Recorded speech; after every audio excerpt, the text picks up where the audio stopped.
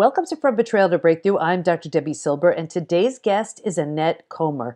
Annette helps women become savvy business leaders who know how to play the game of business to win without losing their authentic selves. She's a best-selling author, international speaker, seven-figure entrepreneur, and founder of World's Greatest Women Academy. So how do you keep betrayal from derailing your leadership path? My next guest, Annette Comer, will be showing you how. She has an interesting story that led to such an awareness around what's needed to succeed in the business world and what will take you and your business to the next level. Here's Annette.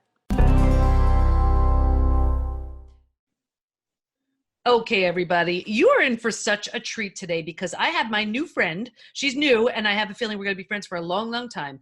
Annette Comer with us. She's going to be talking about how to keep betrayal from derailing your leadership path. Welcome, Annette.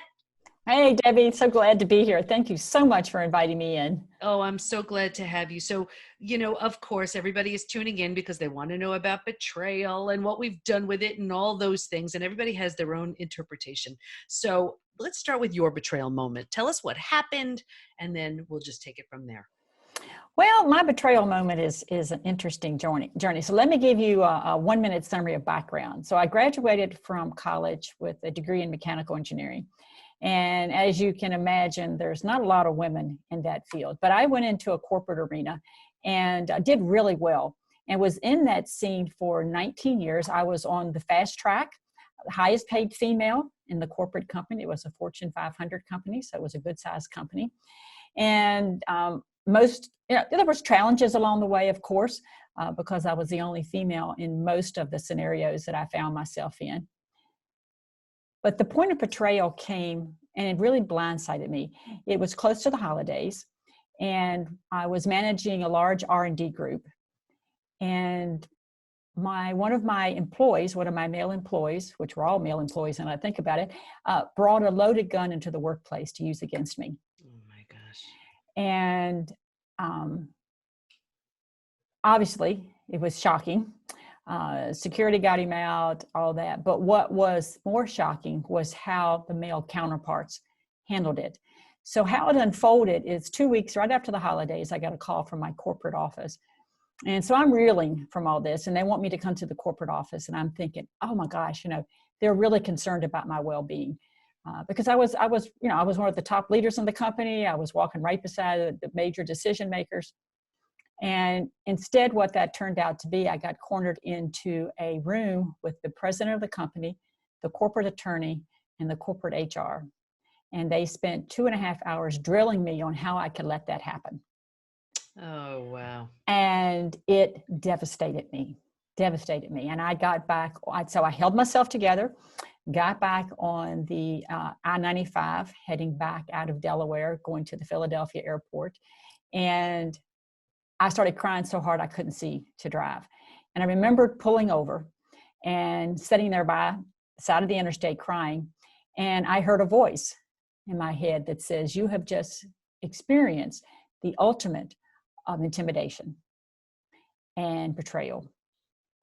And I said, okay, I got it. So I dried my eyes, got back on, and made a pact to myself that I was going to be out of that company within 2 months. And I did that. I ended up leaving, started my own international company. But the interesting thing about that experience of betrayal is that I couldn't sort it out. I couldn't sort what had I missed. Because I think when you go through an experience like that, and I'll be curious to hear your input on this, you take yourself down this hole of saying, did I do something wrong? Did I lead? Did I miss something? Did I, all that crazy stuff you get in your head. And I kept looking for the answer connected with me. And in the end, after many years of searching, reading, working with a therapist, so on and so forth, I come to realize it wasn't me. What it was, I was in a game of business that I didn't understand. And I didn't know the rules of this game. And so I started coming at the problem from a different way. I started saying, well, what is this game that I was playing? What rules did I not understand? What rules did nobody tell me about? And that was the turning point. Yeah, and there are so many things I want to unpack based on what you said. You know what's so interesting? Here, someone brings a loaded gun into work, and the betrayal wasn't even that. You're saying how the betrayal was how you were treated. So what, I want to know what, first of all, what emotions were running through you when someone brought in a loaded gun, and then it had to be such a shock.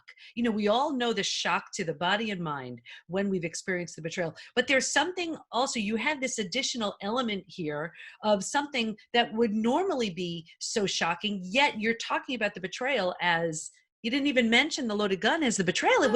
It was how you were treated, which I find so interesting. So what were you, bring us back to that scene, right? So here you are with those three, I think you mentioned three people, right? What was going through you as they were trying to convince you somehow that this was your, something you did wrong? Well, it was, at first I was confused because I went into the meeting expecting them to be concerned about my emotional and physical well-being, of being confronted with an employee that reported to me that had a loaded gun and openly admitted that it was, he wasn't sure what he was going to do with it, but it was kind of a love-hate relationship with me. And so I was expecting one thing and instead got backed into a corner that I was just shocked at. And it's interesting that, I look back and I'm like you, I think, well, you would think, and your listeners probably think, that the loaded gun would have been a point of betrayal. It was a point of shock, mm-hmm. and it was a point of feeling unsafe. But for some reason, I didn't feel betrayal by it, but I felt an intense sense of betrayal by the men that I had had so many conversations with, that had had dinner with, that I considered them friends as well as business colleagues. And now I look back many years later and I recognize their behavior was them covering their butts. They didn't know what to do with that. And here's the thing too, it's so common that one of our first responses is to think, what did I do? Absolutely. Women are notorious, but men don't do that. Right. They don't do that. Tell us the process of going from you thinking, what could I have possibly done here, to the realization it's not me, it's them. Walk us through that. Well, and that took a long time, because I kept looking for clues of what, you go through this process. For me, it was going through a process of saying, okay, am I giving off some signals or energy that is attracting that kind of response from somebody? Was I too friendly to the guy and made him think that I was interested, and that had him turn against me? And so I took it back to the gun thing first and said, did I make that happen? And then I couldn't come up with any answer to that. And I thought, okay, what did I do with my male colleagues? Did I miss something? And what I came up with as I tried to dissect that and this is where the betrayal was even deeper, is that I realized that I wasn't part of the old boys network. I thought I was. I thought I was on the inside track. I was on the meetings. I was at the golf course with them. I was all these places. But when it came down to push and shove, my life was threatened. I wasn't on the inside track. And wow. that was a betrayal that I couldn't get my arms around. And it's so interesting because, first of all, corporate, and I've been an entrepreneur forever. Corporate is a different language. So it truly is, right? So you spoke the language. You knew how to play that game as best as you could to be as much a part of it as possible. And then it sounds like this was where you parted ways, where as much as you understood that language, as much as you were able to be a part of it and play that game, that's where the divide was, and you saw you weren't part of that club. So, yeah, go ahead. And I want to speak to that just for a moment. Mm-hmm. The interesting thing is, now that I'm away from that experience, and now clarity is great when it's hindsight. I wasn't as good at playing that game as I thought, because one thing, I didn't realize it was a game. Women frame leadership and business in a completely different way than men do. They take it into this personal mission that they get so much of themselves wrapped up into. And so that sets them up for being exposed to a betrayal in a way that men don't experience. And what do you mean? Dive into that a little bit deeper, because well, when you said that originally, my thought was, because I've seen so many men who their identity was their career, and then let's say they retire, and so quickly they lose whatever sense of self, because their only sense of self was their business. So I'd love you to dive into that deeper, because I would have thought the opposite. No, and I'll help to clarify why it is that way. So if I think you have children, so if you think 4. back, okay, so 4, yes, we talked about that one other time. I was amazed at that. So when children are small, if you watch little girls versus little boys will play, they'll roughhouse each other on the playground, they'll call each other names, they'll laugh about it. There's a whole little one-upsmanship type thing that is always going on. If you watch little girls play and communicate, they are trying to make sure nobody is above anybody else, everybody is equal, they're worried about if somebody's feelings are hurt. It's a totally different interaction. Well, as we move into adulthood, that travels with us. And so when men enter into the business world, they're still in that mode of when they were very young. And even as they're young, they play everything as a game. And so when it comes to the business world, the whole male standards of how business operates is still very much, there's winners and losers, there's somebody better than somebody else, there's strategy, all these things. For a woman, she views business differently. She views business as something that is pulling together a group of people for the betterment of something, to accomplish a goal. And so she's very much attuned of where people's skills are, how they are interacting, what's her productivity. She's aware of how the home life enters in, all these kind of things. Men don't want to hear any of that. I can tell you, businessmen don't want to hear that.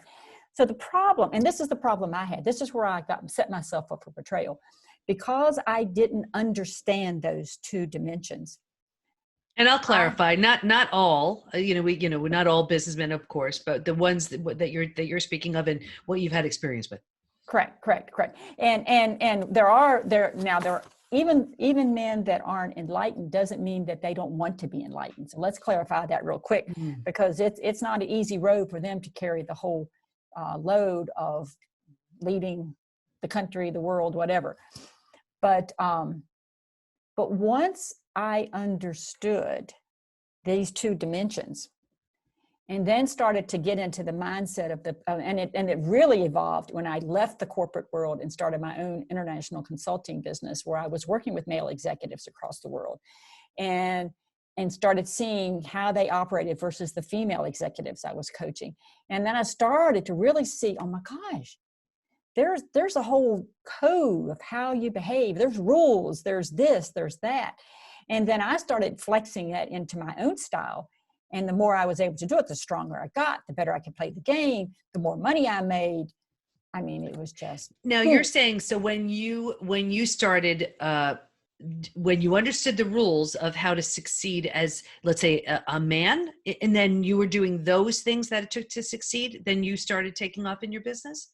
Well, when I understood how the male standards are set, because what I had believed and what society had led me to believe is that I had to do one of two things. I either had to show up as a man and behave, dress, the whole aggressive behavior, the whole thing, or I had to push forward and claim myself as who I was and show up as a woman, and by dang, I'm going to push myself through and I'm going to make it happen and I'm going to stand my ground and so on and so forth. And neither one of those camps are correct. Mm. One you lose yourself in, the other you just run up against brick walls. And it just seems exhausting. And it is exhausting. Right. And it also sounds almost like self-betrayal if that's the way the route you choose. Oh, I love that. I love it. I call it self-sabotage, and it's exactly the same thing. Yeah, because you're not being authentically who you are. You're thinking you have to fit some mold in order to succeed. So it sounds like, all right, so you saw what happened with your original betrayal, and then you said, okay, well, now I understand the rules, and I'm going to play it this way, and that felt exhausting and not true to who you are. So what happened next? So what happened next is then I started to break down what were the main rules of the game, and what skills did men have to play that game well that women did not have. And they didn't have them not because they couldn't get them, just because nobody focused on helping them learn those types of skills. And when I found that when you taught women the skills and you enlightened them on the rules of the game they were playing and changed their mindset to recognize that they are playing a game. And this applies to whether it's in corporate or even in the small business world. If you want to play big in the small business world, it's still very much a male arena at the $1 million plus businesses. We only have it's 2% of women have businesses $1 million or greater. Mm-hmm. So it's horrible. Now I'm in the minds of my listeners, and I know I'm speaking for me and for them. They're saying, what are those rules? Tell us some of those rules. Oh my goodness, we don't have time to go into all that today. And that is certainly where we go to in the academy, the World's Greatest Women Academy, which I dig deep into. But I'll give just a little bit of a thread there so that you can start to get your arms around that. Communication rules, very, very much in terms of how women communicate. And most women move into the leadership roles, whether it's in their own business or in a corporate arena, they move in communicating like they communicate to their girlfriends. And what will happen if you move into an arena where it's very, the male standards are in place, what people will hear is blah, blah, blah, blah, blah. And they'll tune you out. They'll still smile, but they're already tuned out and they aren't paying attention. So then what the result of that is women have trouble moving projects forward. They have trouble closing deals. They have trouble getting funding. And they get really frustrated because they think, wow, I'm smart, well-educated, I'm working all the hours, I'm doing the work. What is the problem? Now, is this a confidence issue? Is that the reason why they're speaking that way? No, they don't know. They don't know. There's no way for someone to know unless someone shows you. It's not something you intuitively know. Unless you spend the time. The way I figured it out is at a point in my career, I had 40 some men reporting to me. And then I had my entrepreneur efforts on the side where I had all women working for me. The men were great. Women, I couldn't keep them employed. It was like a revolving door. And I thought, what the heck? I'm fair. I am direct. I got a great work environment. But it was like, I'd be with me 6 months, out the door they'd be. And then one of my colleagues said, you need to work with this linguist. I said, why do I need to do that? They said, she will show you how you need to speak to men versus women. So I hired her. Spent 6 months with this woman and rocked my world, changed everything. And so I'll give you an example of how I changed. So when I went to my male workers, my 40 some guys, if I had something to do, I'd go up and say, John, this is the list of things I want you to do today, blah, blah, blah. I want you to have it done by such and such time. Any questions? John would say, nope, got it, off and running. When I went to my female employees, now I'll go up to Amy and I say, Amy, oh, I heard your son had a ball game last night. How did that go? Oh, it was great, blah, blah, blah, blah. Oh, great. Chit chat for a second, then say, oh, Amy, by the way, I have a list of things I need you to do today. Can you get to these? And I need them done by such and such time. Sure, no problem. When I changed that one thing, 14 years, I had an employee with me. 10 years, I had an employee with me. Because they needed, from my communication with my female employees, they needed to connect. Females need to connect. Men don't need to connect. In fact, it drives them nuts. They don't understand what all this big deal is about women. So when you go to a man and try to do that same conversation, they're like, just get to it. What do you need me to do? And it Wow. happens in marriages, it happens in business, it happens. And so, once I figured all that out, and so that's one example of a rule. And there's a whole list of those communication things. Right. And I just want to sum this up for everybody. So it sounds like with the men, just direct and to the point, and this way they have their list, they know what to do. And with the women, there needs to be that sense of connection. You Yes, understand? absolutely. And this, I, as a woman, I imagine, and not imagine, this is what I experience. It shows me someone cares about my life. And they know, and then at that point, I'm so much more willing to listen, because it's not just, I'm not just being thrown a list. Yeah, I can totally see the difference. That's so interesting. And were you communicating to the women in the past, the ones who kept leaving, the same way you were communicating to the men? And that absolutely. Yeah. That's why, and that was a comfortable style for me. Mm-hmm. And so when I took it into my female workforce, I had that communication. I'd go in and I would say, Amy, I have a list of things for you to do today. These are the things I want you to do. And, calm voice, very clear, very concise. And they just thought I was so hard to work for. And yeah. And I want didn't care. Right. And I want to address, because I'm sure some of my listeners are thinking, well, I have such a hard time being direct. I barely ask for what I want anyway. Can you speak to that leader who just has a really challenging time asking for what they want? And maybe they're spending too much time on the chit chat, empathetic, compassionate, in that space. And yes, and I think that there's obviously several exercises that we can take them through. I wish we could do this for 4 or 5 hours. I'll bring you back on another time. But they have to start small with building their confidence in their communication skills, that they can speak out and express what they want, work on their voice tone, and then watch the reaction. And convince themselves nothing bad's going to happen. People aren't going to be screaming and running to the hills because you have actually spoken your mind of what you need to have done. And, but, as a leader, as a business owner, as a career woman, if you are not comfortable speaking up and speaking your mind, people can't read your mind. Knowing what I know now, let's thread all the way back to where the story started, of me being in that conference room where I felt the intense sense of betrayal. If I could take what I know now and transport myself back there, I wouldn't have sat there and spent all that time defending myself. I would have said, why are you asking this? What does this have to do with the situation of what happened? You know the answer to that question. Why are you asking that question? I would have been much more confident in how I went back. But instead, I took it all internally. And women are so bad for doing this. They take it all in. They absorb it all. And then it whirls around inside of them, and they feel bad, and they get sick, and they quit. They get exhausted.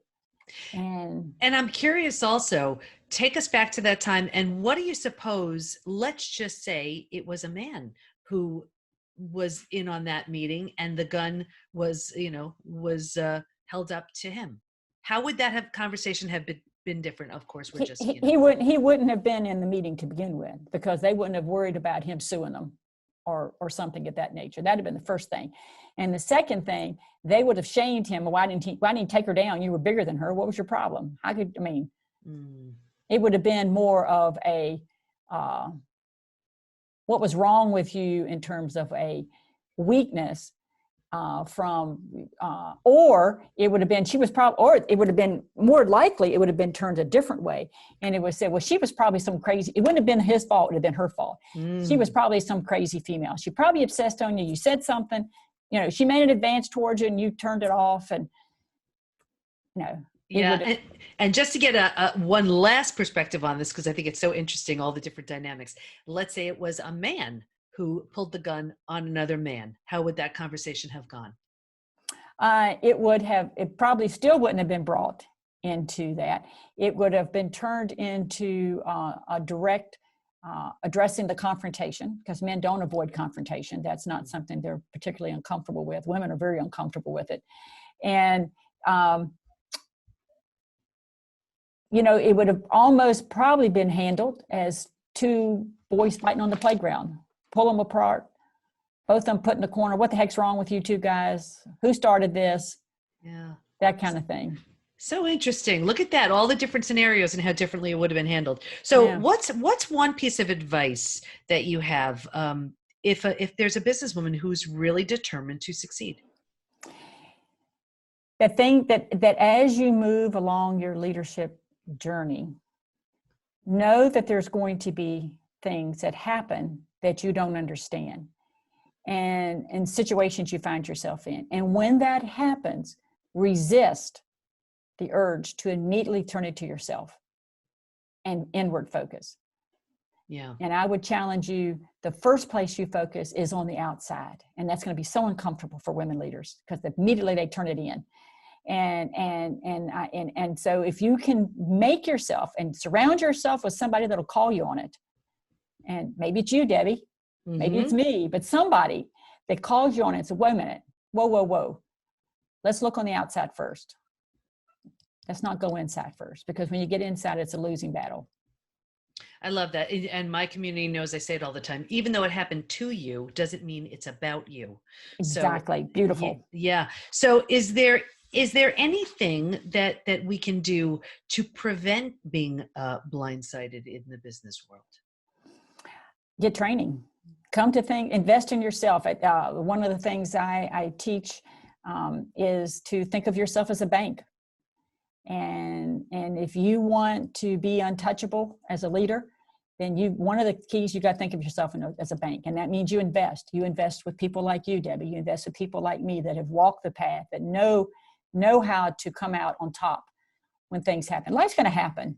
Mm-hmm. So hiding in a bubble doesn't stop it. Because I know some of your listeners are really led to lead and to be the next generation of leaders, and today and tomorrow. And we need them. We need them desperately. Absolutely. So what do you want to make sure everybody knows as we wrap up? Well, I want them to know where to find me. Okay. And I want them to know if I can help them, they can reach out to me. I can be found at my website, which is www.annettecomer.com. And I also want to offer your listeners something that will start to challenge their thinking a little bit, something I call the Game Changer Checklist. And it is a tool that I put together just for your listeners that they can go to and go through this checklist and see where they are on their journey of being ready to step up into a leadership role in the world we find ourselves in. Mm-hmm. I think that's wonderful. And, there's so much that you shared today. And it's so interesting because we look at it as, here we are just putting our best foot forward and trying to bring our gift, our talents, our whatever into the world, whether it's in the form of business or self. But it's really so interesting because there are very different ways to communicate based on the rules that we may have grown up with. And it's understanding what those rules are, how we adapt them, but always at the core of it, just speaking our truth and being who we're meant to be, because when we're not, it just doesn't work. And I've got one, you're exactly right. And I've got one observation that I want to share that I'm hoping will inspire your women and your listeners to know they are in the right place at the right time right now. That depending on when they're listening to this, we certainly are in a global change right now across the world. So whether they're listening to it or 6 months from when this is released, that we'll still be in a global change. But the interesting thing is our global model is changing in how you do business around the world, whether it's in their backyard, in their community, or someplace overseas. And that new model has 3 components to it. Integrity is becoming important. Authenticity is becoming important. And relationships are becoming important. And guess what? Women have been experts at those for decades. So it is now our responsibility to step up as women, to find the courage and teach the men how to do business and lead in this kind of new environment. We're perfect for it. I love that. And with that, that's a perfect place to end. Annette, I want to thank you so much for your wisdom and your insight. And I know you helped so many people with what you shared today. And thank you so much for having me. I love how Annette made those distinctions around how men look at business as compared to women. Of course, there are exceptions to every rule, but in her experience and with all of the men and women she's worked with, Annette was able to see clear distinctions and use that information to create her thriving businesses. Stay in touch with Annette by going to AnnetteComer.com, and we'll have all of her information in the show notes at thepbtinstitute.com/podcast. Here's my biggest takeaway. Integrity, authenticity, and relationships are the most important new aspects needed in any successful business, and for so many reasons. And for so many women, this comes naturally.